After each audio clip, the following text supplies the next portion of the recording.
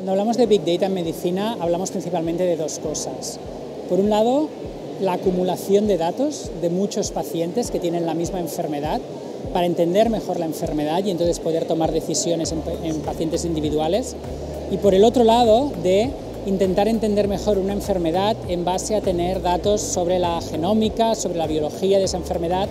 generando grandes cantidades de datos sobre un paciente. Son dos componentes diferentes, pero siempre encaminados a poder tomar mejor decisiones sobre el paciente.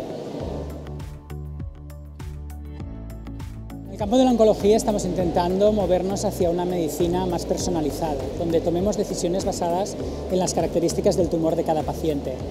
Para ello necesitamos, por un lado, entender muy bien los tumores y por eso estamos haciendo esfuerzos para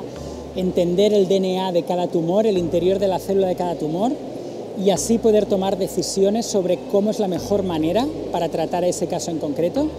Y eso supone incorporar la genómica en nuestra práctica diaria, y eso supone incorporar grandes cantidades de datos y digerirlos para poder integrarlos en la toma de decisiones médicas. Para poder incorporar del todo la medicina de precisión, basada en el análisis de datos genómicos y de biología en nuestra práctica clínica, necesitamos buenas técnicas para caracterizar los tumores. Eso lo tenemos y van a mejorar, pero el gran reto es en cómo podemos estandarizar y simplificar los análisis de los datos para poderlos dar en una manera simple y entendible para la práctica clínica y que sea siempre armonizado de manera que pacientes que tengan el mismo evento o la misma característica sean entendidos de la misma manera por diferentes profesionales. El tema del acceso a la información genética de los pacientes es un tema muy sensible, pero es muy importante, porque para que consigamos entender muy bien un caso en concreto,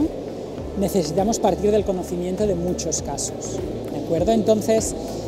hoy en día la ciencia estamos evolucionando hacia un modelo colaborativo entre académicos, pero también es un modelo colaborativo entre pacientes que dan acceso a sus datos para poder crear grandes almacenes de datos.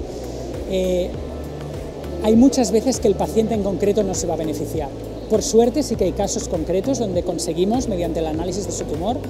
encontrar algo que no sabíamos y que nos va a permitir tratarlo de una manera muy eficaz. Pero hay que reconocer, y esto es muy importante explicárselo a los pacientes, que en la mayoría de los casos lo que están es contribuyendo a crear una cantidad de conocimiento que va a ser útil para tratar a ellos o a otros pacientes en el futuro. Y siempre que nos embrincamos en estos proyectos, tanto las entidades reguladoras de investigación a nivel de los diferentes países, los comités de ética como los propios investigadores, somos muy cautelosos en cómo se trata la información. Y toda la información genética que se acumula en bases de datos siempre pasa a varios filtros de anonimización antes. Hay un gran debate sobre cómo esta anonimización también va a dificultar luego utilizarla en el paciente y por tanto se ha de buscar la manera en la cual se anonimiza los datos que se acumulan, pero a la vez se protege el que esos datos puedan volver al paciente en caso de que ese paciente en concreto pueda beneficiarse de esa información.